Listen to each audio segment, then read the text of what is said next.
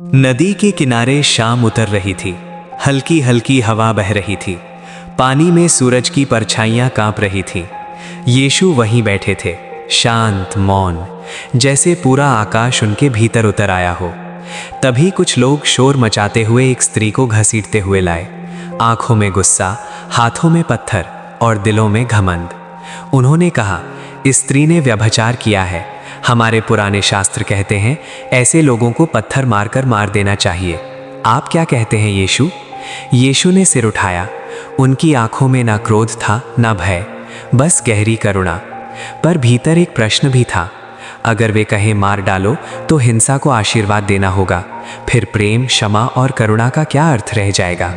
और अगर कहें क्षमा कर दो तो यही लोग चिल्लाएंगे, तुम हमारे शास्त्रों के विरोधी हो, और शायद वही पत्थर यीशु की ओर उछाल दिए जाएं।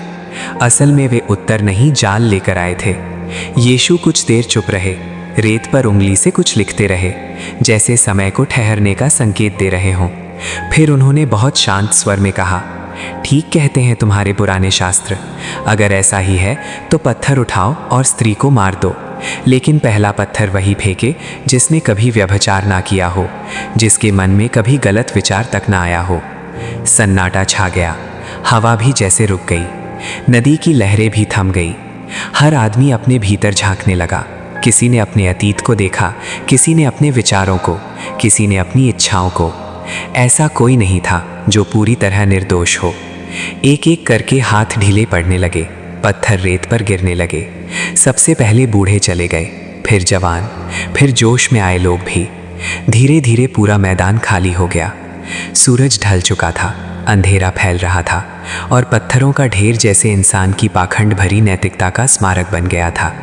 वहाँ अब केवल दो थे, यीशु और वो स्त्री। यीशु ने उससे कहा, मैं भी तुझे दोषी नहीं ठहराता, जा और फिर पाप मत करना। ये कहानी केवल एक स्त्री की नहीं थी, ये कहानी थी हर उस इंसान की जो दूसरों को सज़ा देने से पहले खुद को भूल जाता है। यीशु ने उस दिन कानून को नहीं ठुकराया। उन्होंने दिखाया कि कानून से बड़ा प्रेम होता है और न्याय से ऊंची करुणा।